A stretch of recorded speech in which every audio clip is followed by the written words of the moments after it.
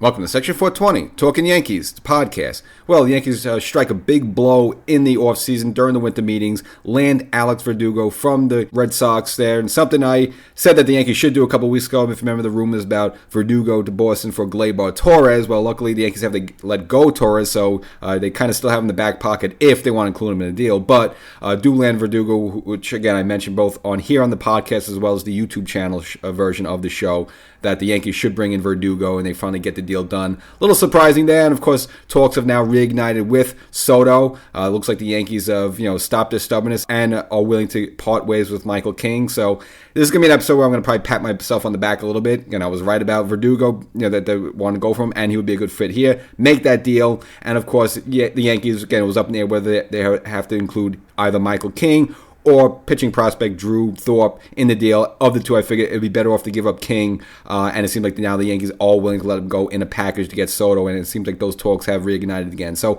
I'm a little surprised, again, just because it's winter meetings. Usually, moves aren't really made during the winter meetings. More it's just, again, there's a lot of negotiation going on. Then once everyone gets back to the headquarters, they analyze and then start making moves. But it looks like the Yankees are already pulling a trigger there. So get into a lot of stuff, and this is why. I know we're in the winter, but a lot going on, so make sure you subscribe to this podcast. I'm right about 65 to 70% of the time there, so you definitely want to subscribe to this channel there, and of course go on YouTube.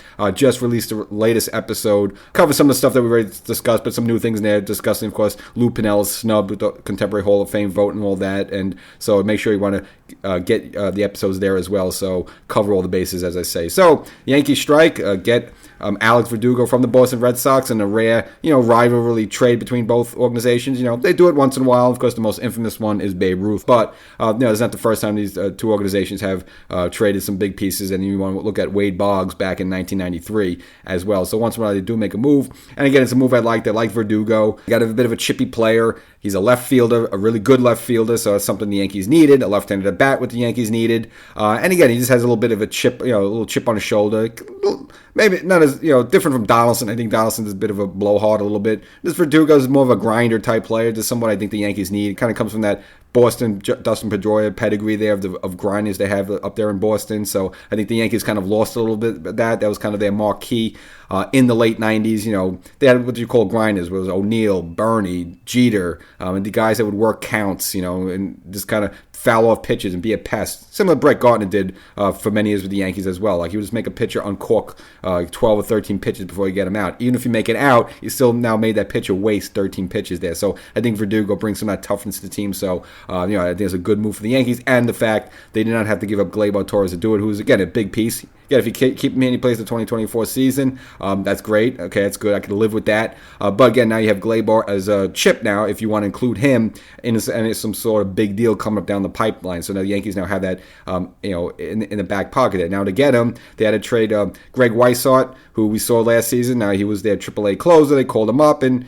he was all right for here. But I don't say he's like someone as a keeper. I would be willing to part Weissart. Now, it was Weissart and two other pitchers they threw in there in the deal. So, bon voyage for Weissart. I don't know what his upside is. Again, maybe he'll be a Mark Melanson sometimes. So, yeah, maybe if he makes something of himself, I don't think you're really kicking yourself in the pants to let him go. Again, it's kind of like used with the argument of letting Micheal King go. He's very good. We like him, but he's not Mariano Rivera. I think you could lose King and you could lose Greg Weissart there. So you bring in Verdugo. Now, supposedly, he does come in with a little baggage, which I didn't really notice beforehand, but it seems like he's had some problems with the Boston Red Sox front office. Just a couple of situations where he was caught not hustling. One time he was late to a game last season. So a little immaturity there. I mean, he's 27 years old. He should know better than that by now. I just think, I don't think this is as a major problem, and I think this coming to the Yankee clubhouse, the Yankee organization, I think that straighten them out a little bit in there. And you go to a new place there, you don't want to start slacking around a little bit. You come up through an organization, you've been there a little bit, you kind of get a little careless and a little sloppy there, so I can see that happen. But I don't think that'll be an issue for the Yankees. Now, where he's going to play is going to be mainly left field. He could potentially play center field, but it seems like the consensus now is to have Judge probably play a good chunk of time in center field like we saw for the majority of 2022, and Verdugo, again, a natural left fielder, play left field. Again, has also done well in the field there with the glove, saved a lot of defensive runs with his play out there in the outfield, so that's probably where he belongs. Judge in center, and again, where with right field now, normally Judge would be in right field, but as we see these talks now heating up, with Juan Soto again, so it looks like they reignited the talks. you'd probably rather have Soto out in right field just because it's smaller than left field. And again, Soto's not really known as the best defender there, so it would make more sense to put Judge in center, cover more ground, be a better defender. And then again, right field is kind of, for Yankee Stadium, again, that's where you mainly would put someone like Soto, or if you want to give Stanton a day out there, because again, you don't have as much ground to cover there with 314 down the line there. So it just seems like now they're keeping a place open for Soto there. And Cashman did mention that again, he wanted to bring in 2 outfielders. That was part of offseason plans. Now, I know the Yankees got Oscar Gonzalez off of waivers there, but it's not really someone you make plans around. I mean, that's going to be more of a utility bench guy, kind of taking a shot on. That's not really a solution. Now, Verdugo is a guy, so I'll say check the box there, one down, outfielder down with Verdugo, and we'll see who the other outfielder is. Either going to be Juan Soto, and if that doesn't work out, maybe they make a play for Bellinger, and or work some sort of trade out where, again, maybe utilize someone like Gleyber Torres.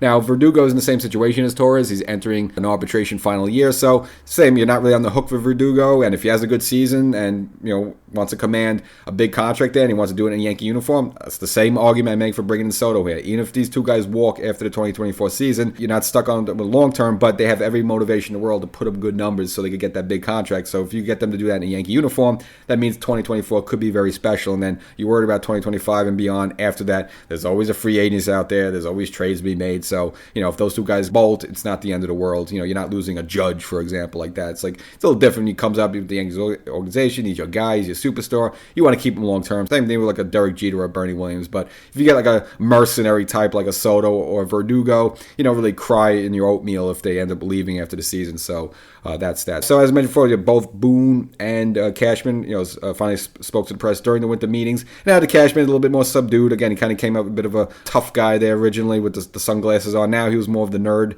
had the eyeglasses on, and kind of just mentioned that the Yankees are indeed making a play for Yamamoto. So you've been hearing a little bit lately that maybe Yamamoto might be slipping away from the Yankees, and then you hear something rumor from his camp that he would like to join a team where there's at least a couple of other Japanese players there, just to have a buddy. I don't think that really plays fair. At the end of the day, it's all going to come down to dollars and cents, not do I have someone to talk to there. I mean, you'll have a translator, you have a friend, you have a fan, whatever.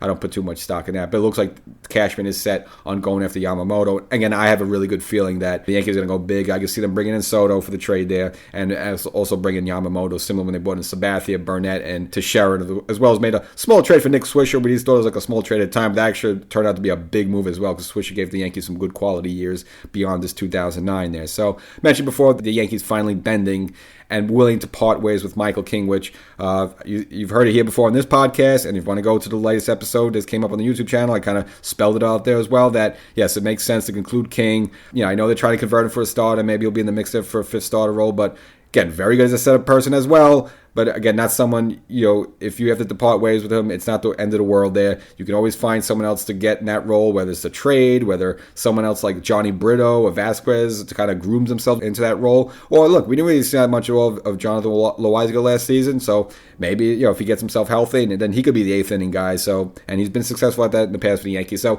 not the biggest deal in the world to lose Micheal King. I like him. If you keep him, he's great, but to get talent, you have to give up talent, and you'd have to give him up. I'd rather keep Drew Thorpe there just because he's 23, he's under control for a long time, and we don't know what his max potential is yet. We know what the max is with King, and it's good, but we don't know yet what the max potential is for Thorpe, so I'd rather just keep him in the back pocket, and that seems like a good move. And it looks like it's going to take some sort of combination. It'll probably be King, maybe Vasquez, and like somebody else, a package of about 3 or 4 pitchers to get him here. And again, I'm fine letting some guys go. Even if they want Clark Schmidt. I like Clark Schmidt, nice guy, had a good 2023, kind of stepped up a little bit. But again, it's not the end of the world to depart. He's not someone who is irreplaceable. So to bring Soto in there, I think that's a no-brainer for the Yankees. And also some comments from Boone there, as well as Cashman. Looks like the consensus there, they at least start the season. If they don't make any moves, DJ LeMay, which is going to be, you knew was going to happen, and it will be the de facto third baseman. Just makes sense because you have Gleyber at second, Rizzo back healthy, hopefully over that whole concussion, that bizarre concussion he had last season. Mainly going to be at first base, and then you kind of go from there. Now, there's other free agents out there, such as Matt Chapman, who the Yankees tried to target a couple years ago from Oakland, couldn't get him, and then he ended up going to the Toronto Blue Jays, where he's a free agent. He's someone that, I think the Yankees may be looking at as well, and then if that's the case, you bring him for third base, and you kind of have DJ just kind of floating around a little bit, jack of all trades, a little DH, a little second base, a little first base. They had to give Rizzo a day off, but the fact that, unless DJ's hurt or some sort of situation where they feel he's going to be limited, I don't think they make a move for a third baseman. I think they start the year with DJ there just because you have him and, you're paying him and he's there. There's no other spot to put him. So I don't think they'll go after another third base. I could see them just sticking with DJ third and kind of take it from there. And if he has a bad 2024 or just he gets hurt again or something, then maybe he can make a mid-season move there, make a trade. But I would see him start the season there. And also Boone mentioned that he's been in contact with Giancarlo Stanton, and just he thinks that Stanton is going to have a great bounce-back season. He's been doing this offseason. Boone says Giancarlo Stanton's having a great offseason winter.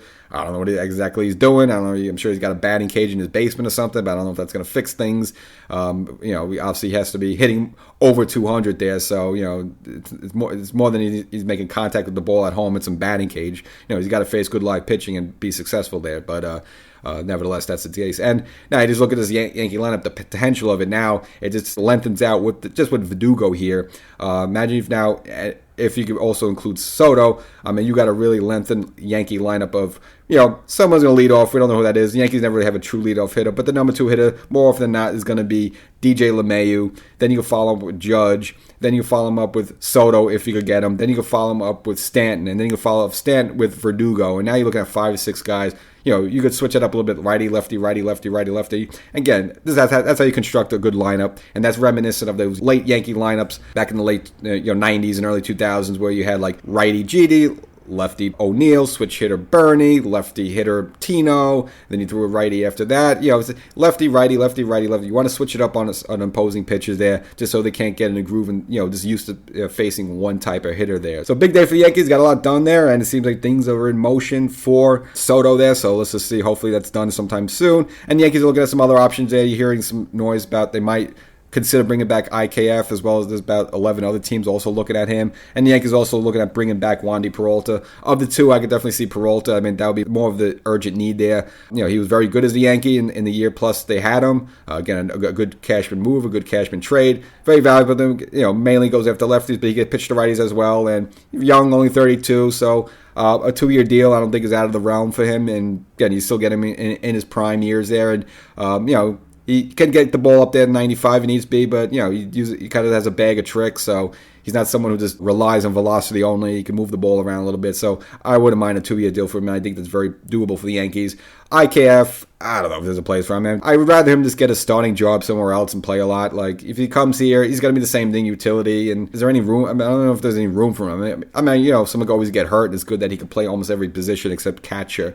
You can pitch, as we've seen, he could pitch and blow out games there. But I just don't think there's room for him. I just rather give someone like Peraza the at-bats, or just some young guy from the minors at-bats there. Because at best, he's just going to be a bench player, play like once a week, and maybe fill in late inning defense. And I don't know. I just don't think there's a spot for him. So, I liked him. He was okay, but I don't think there's any need to bring back IKF. But I would definitely want to bring back Wandy there. So that's the big news. I'm going to call myself Nostradamus for the day, just for the fact that Verdugo's here. I think it was a good fit for the Yankees, and I thought they would make a trade. Just kind of quite surprised that maybe it only took Weishaupt and 2 other arms to get him. Just hopefully none of those arms turn out to be anything, because then you kick yourself in the pants, but I don't think it would be.